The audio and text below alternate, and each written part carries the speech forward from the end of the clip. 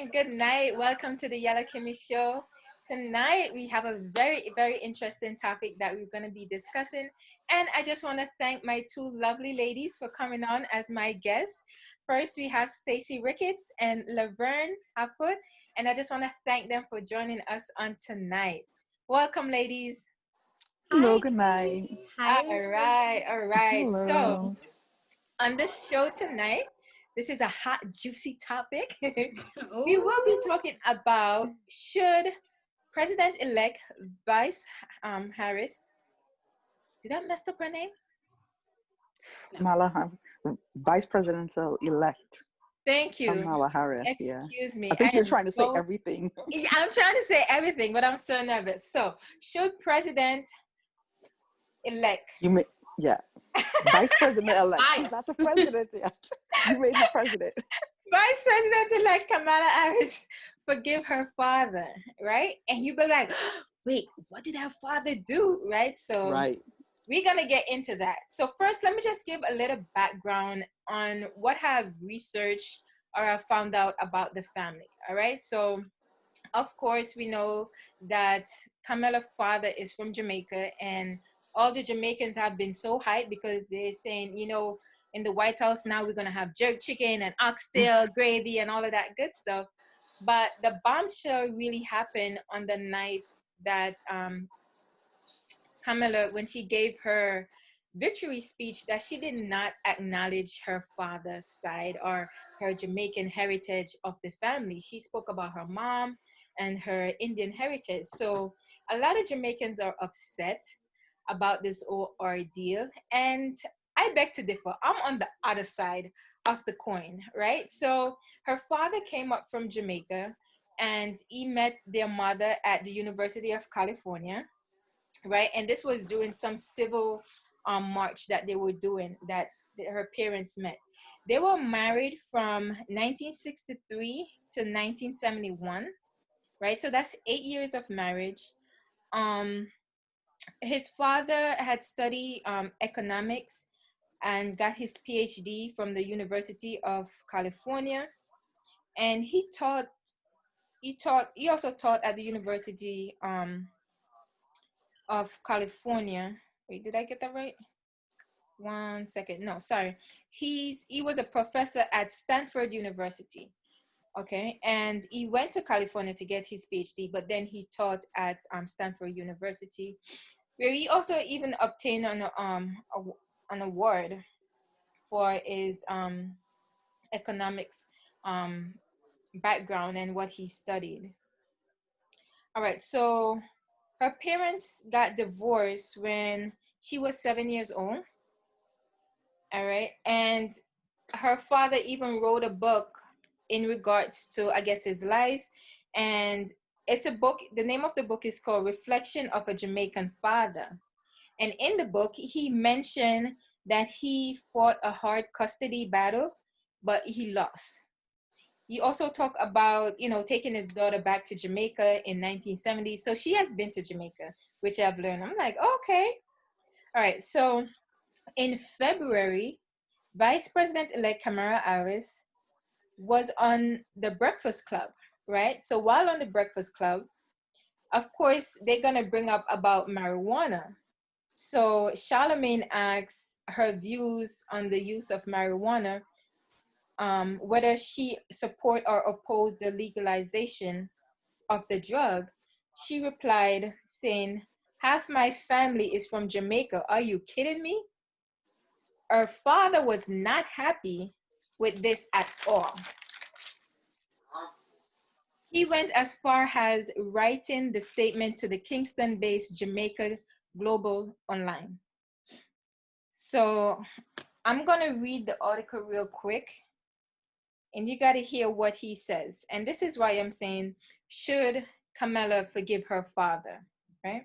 So he wrote, "My dear departed grandmother, whose extraordinary legacy I described in a recent essay on this website, as well as my deceased parents, must be turning in their grave right now to see their family name, reputation, and proud Jamaican identity being connected in any way, jokingly or not, with the fraudulent stereotype of a pot-smoking joy seeker and in the pursuit of identity politics erode.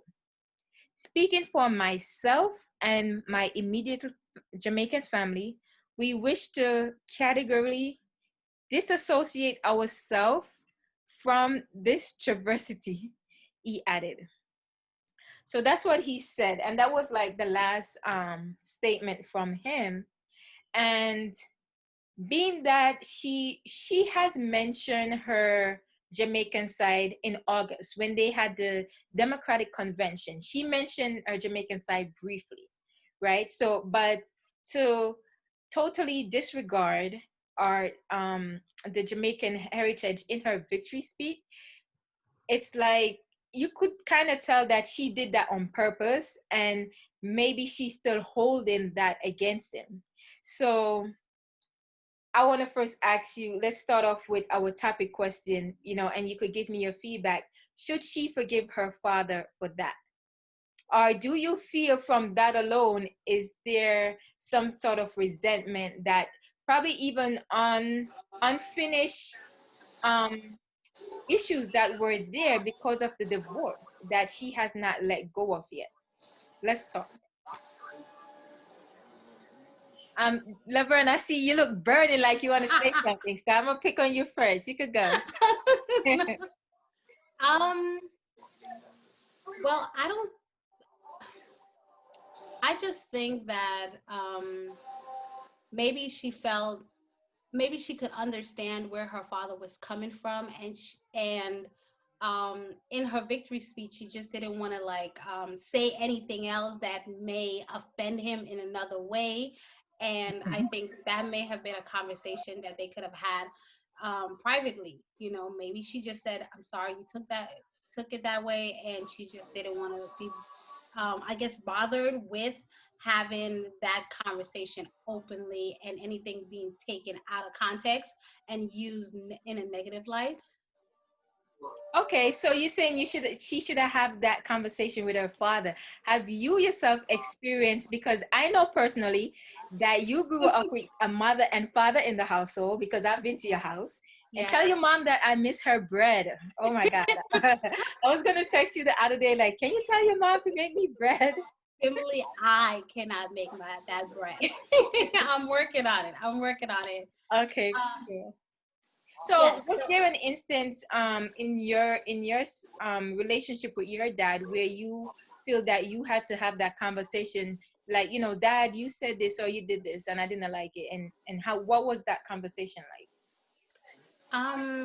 I think with that conversation, it's just basically coming to that person, and I think it's always important in how you address the matter, even if you know you're right. I think it's important the tone that you use. So, for example, if my dad and we got into a disagreement, I would give myself and my dad some time, figure it out, just not too long, maybe about 20, 30 minutes. Then we come back and I say, "Dad, can I talk to you? I really just want to explain where I was coming from. I understand where you were coming from, but in that moment, I just wanted to explain to you where I was coming from." I feel like it's always, I think a lot of arguments or disagreement come when people assume what the other person is saying and not really listening. Mm. Not really listening. They're just ready to give a response. And I think that's where the argument come in. And I think it's important that when I sit down and talk to my dad, I'm like, "Dad, this is where I was coming from in that situation. Now I've heard you where you were coming from. Now we can try to put our pieces together and try to come to a solution. Or we can even put it together and really give the full length of the story." I think her dad has a right to feel upset that she kind of stereotype all Jamaicans, that Right, whole right. side of the family. Like, Yeah, we've done yeah. some great things. This is the moment you have to really tell people about the wonderful side of your family and about our great culture. Like, you could have said something else. So I understand where he's coming from. I think that her dad and you have to be careful on like where she was. She was I'm at the sorry, but Breakfast I'm Club. hearing the TV in the background. Like I Oh, could hear it. And I know it's gonna be on the across. Sorry, I don't know if that's me. Hold on. yeah, she was at the Breakfast Club. The Breakfast Club, they're always majority of the time, especially with Charlemagne, he's always joking. It's always like a joking matter. Now she could have addressed it and then um been more clear about her culture. Like, yes, that's part of her Jamaican side, but Yeah, yeah, here yeah, is yeah, something great about Jamaica that you may have not known, or yeah. something that she wanted to recognize.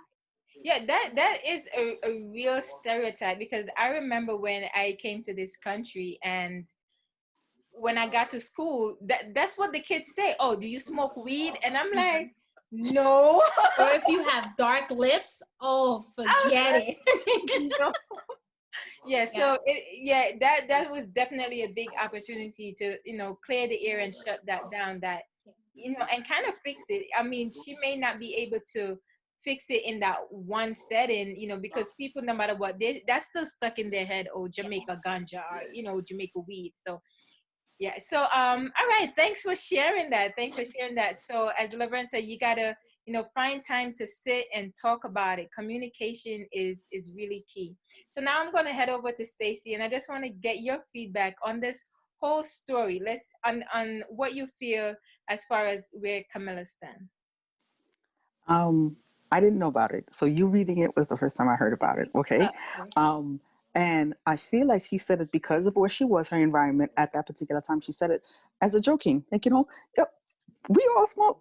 It's Jamaica, everybody. But it's in a joking matter. It's but I guess in her father's profession, the way he was looking at it was like, yo, you can't do that, especially where you're going and where we've come from. You have to put something better forward, put show a more positive light of what's going on in our country to help us out because he's a professor. You're about to be the vice president of this country. You could have said anything else that would have been so much better, more positive about us, and you chose, yeah, we all be smoking weed. I voted into the country, no problem. So yeah, but I in my when I first heard you say that, I thought it was more of a joke, and I'd have laughed. I'd have been like, yeah, ha ha, no big deal. But Okay. I guess because of his position, his status in life, he took it as a more serious situation. Right, right, right. Okay, I hear you. I hear you. And from what you have mentioned to me before, that you did not grow up with a father in your household, and being that Camilla father, we cannot say that he probably was not there 100%. I'm sure that he still, was there as best as he could as a father. But nevertheless, not having that person in the household does make a difference, Hmm. and how would you say for you that your life would have turned out any different from what it is now if a father was there with you? You know, that's a crazy question. I don't look at it. I I literally don't look at it. I look at all the positives I got from my mother being a strong single woman. I can do all things by myself. If something happens down the road and I don't have a man or I have children by myself, I should still be able to make it. She made it. She was young. So I never looked at it as a negative, oh, where's my father? He doesn't love us. Why isn't he around? To me, it was just like, come on, women can do all things. Let's go. Let's do it. Wow, it's Literally, you know what? Sorry, one thing. And growing up, I never ever saw myself as married. I was like, okay, I'll be like my mom. I'll have kids and just call it a day. No problem. wow, wow. But you Yeah, see, yeah. that's the negative aspect of that mindset. Well, thank God that so Stacy is Didn't married, happen. y'all. She's married and she has a beautiful husband. How much years now, Stacy? 28 years. 20. Wow, praise, Praise praise God. God. Hey, that is long. Listen, let's do a How shout. Yes, Jesus. many years, Laverne? February will be 6 years. There you go. There you go. Six.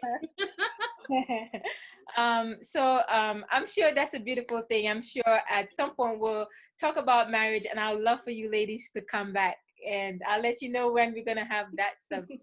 So just a few other questions that I want to touch on. So now, Laverne, what is one thing that you have learned from your dad that you still uphold today, and that you feel that you would pass to your son? Um, Uh, oh oh my goodness, I have so much things. But before I answer that question, can I say that and I just want to make sure that the viewers don't think that we're saying that, oh, it's a negative to not have your dad, because I'm sure people, we don't want anyone in the comments be No, like, no, no. well, I just felt, you know. So I'll just say this.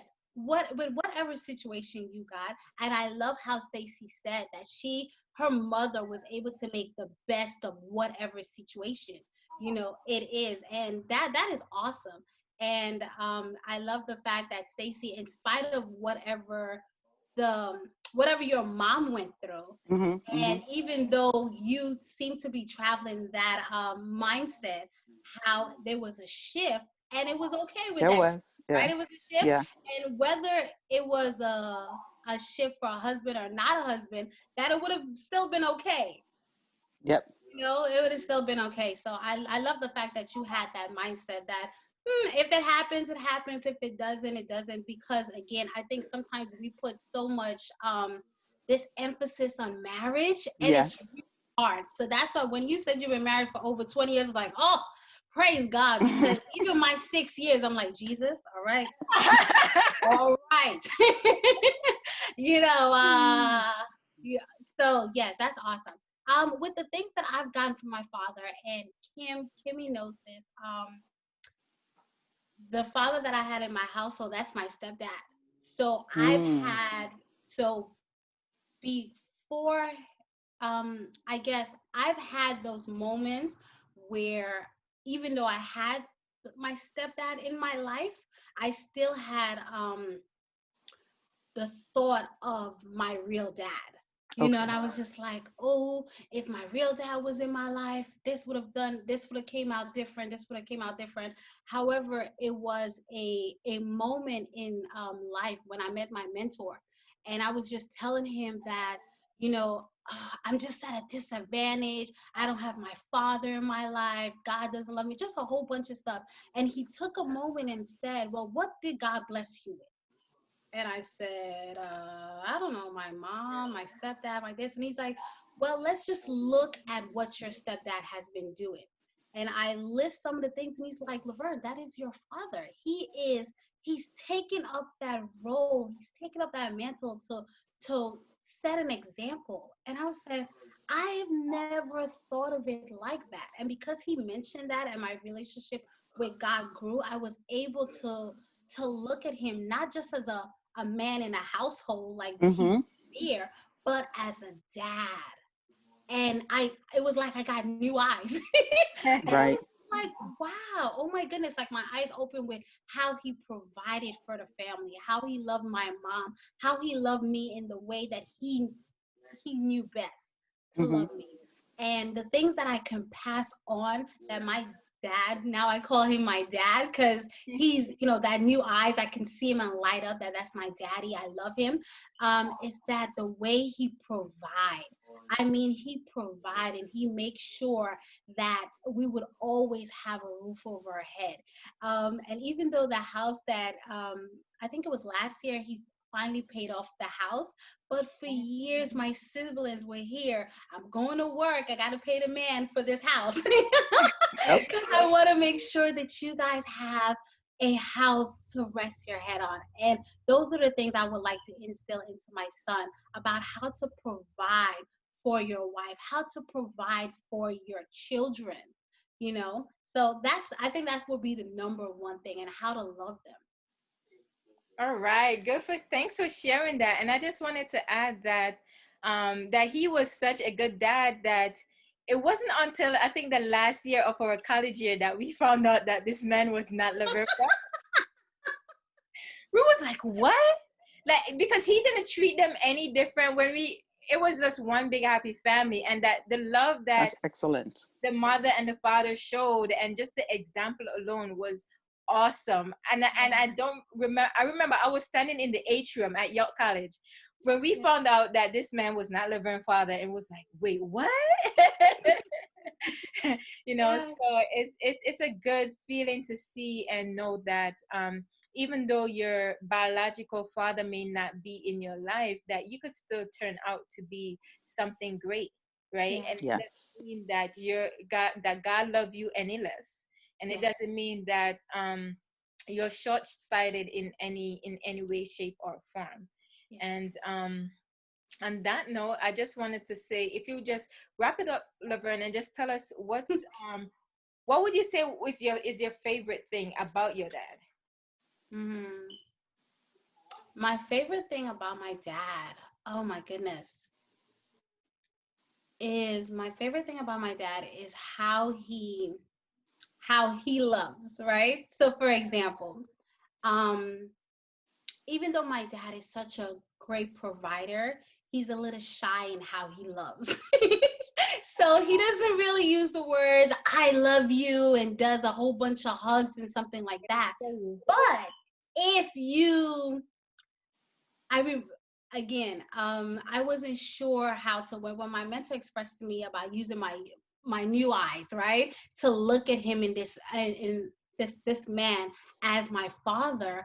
I was just like, I wonder if I can call him daddy, So I was like, "Hi, Dad," and he looked at me like, "Hi," and I went over and I hugged him, and he opened up his arms. So he's the type of person that, even though he's shy or he's kind of reserved about it, if it's something that you need, if you need that love and you come to him with that, he's not going to reject you. So I love that about my dad. So that helps with the communication. If I come to him and I said, "Dad, this is how I feel and this is how I'm feeling," and even though he has his own mindset, he's like, "Okay, I understand." And he tries to kind of like see your point of view so that we can be okay. So that's what I mean, that I love the fact that even though he's reserved, he has the ability to still have empathy and open up to you a little bit. So if you go for it, he's there ready for you. So I love that about my dad. He's not going to reject you. Yeah. Good, And good. that's And good, trying to like love somebody because you're always afraid of that rejection. Mm-hmm. right. And so, Stacy, on that note, you said your father was not there, but do you have a relationship or any communication with him at all? I do. As a matter of fact, it's funny. After my mom passed recently. He actually reached out and was like, "Hey, I was trying to come to the funeral, and how are you, and how are your kids, and da da da." So every once in a while, he'll WhatsApp me and find out how I'm doing, or I'll reach out to him and see how he's doing. So we talk on and off, but I'm like, if it goes somewhere, it goes somewhere. If it doesn't go somewhere, but I'm open. I'm Yeah. open. What happens happens.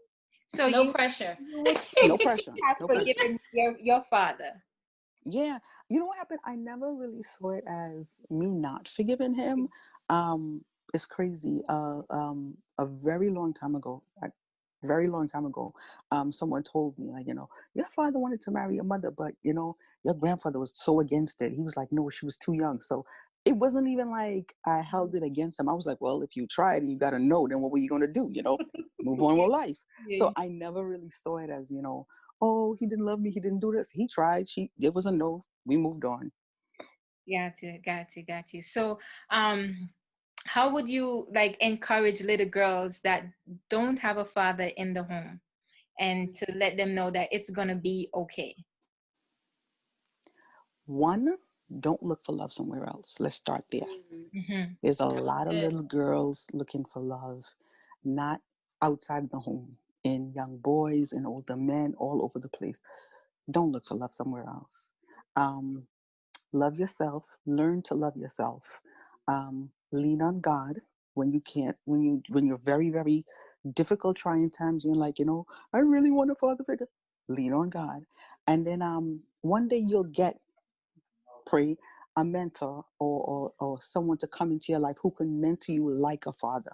It could be a pastor, it might be an elder in the church, it might be someone, but Yeah. someone will come along that your best friend's father that you would, you used to call Mr. So and so, and then all of a sudden you start calling him dad too. And Mhm. he's like, yeah, I'll take you on like my little girl, I'll take care of you.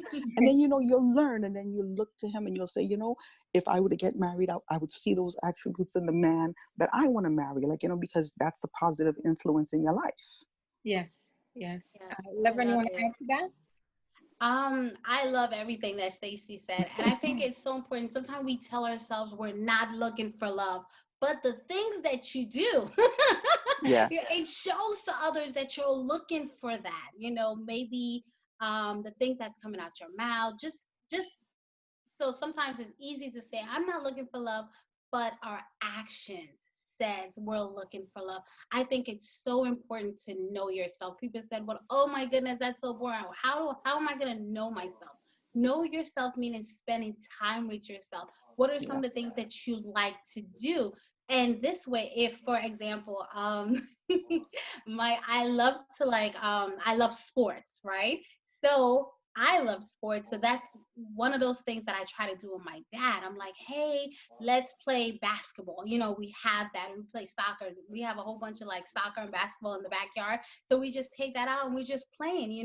And that's another way you can kind of like form that bond if you can't even, oh, well, he's not speaking. My dad is not speaking to me right now. Right? Maybe you can try to form a relationship another way, Mm-hmm. Mm-hmm. right? Right. Sometimes it's not as easy as just sitting down and trying to have a deep conversation. If But you see your doing dad watching a movie, maybe you could just go and sit there and watch a Yep. movie, and maybe after the movie, you guys can talk about that movie. Be like, hey, what Mm-hmm. movie watching next week? And you're intentional yeah. about it. You have to be intentional about that relationship and say, how can it benefit me, or how can I help my dad? Because sometimes our dad may be like a little old school, and then we can say, well, dad, this is how we communicate now. Here's a phone. This is how to reach me. Text me. Just different things. You got to bring him in. Bring him into the circle. And Yes. don't just give up and say, well, there's nothing my dad and I have in common. Let's create something. It's okay to do that. All right, all right. Thank you, ladies. I love what you have shared. And just to put the icing on the cake again, for all the girls out there that may not have a dad in the home, just know that the sky is still the limit, and you're not loved any less. And if we're using Vice President Kamala Harris tonight as an example, because right now she's holding the second highest office in the United States of America, right? So that alone should tell you that the sky is the limit. Continue to dream big and know that you can go as far as you're pushing yourself to go. So we want to end on the note that yes, she should forgive him, whether it's for that remark that he made, or for not being there after the divorce, or just not working or meeting the expectation as a child look up to their father to meet. So we want to say that forgiveness is always in order, and even as Christian, the Bible tells us that we must forgive one another just as Christ himself has forgiven us. And So can I say one more thing, Kim? yeah. I think it's very important because sometimes we feel like if we miss the opportunity, that we're not going to have another opportunity. So if in her victory speech she, for whatever reason she didn't mention it, there's always another opportunity. So, for anyone else that's going through something that felt like, oh, I missed my opportunity, you've never missed the opportunity. You can always create those opportunities moving forward. As long as you have life in your body, let's go. There's grace. There it Move is. forward, and you can do it. Yes, yes, yes. Move forward and be the light. Thanks Yeah. again for tuning in to the Yellow Kimmy Show. I hope I'll see you ladies on our future episodes to come. The next one I have coming up is Hillsong had fired Pastor Call. And so you have to tune in until our next episodes to see what that conversation is like. Thank you again for tuning in. Bye. Take care. Bye. Bye. Bye, Stacy. Bye, Kimmie. Bye.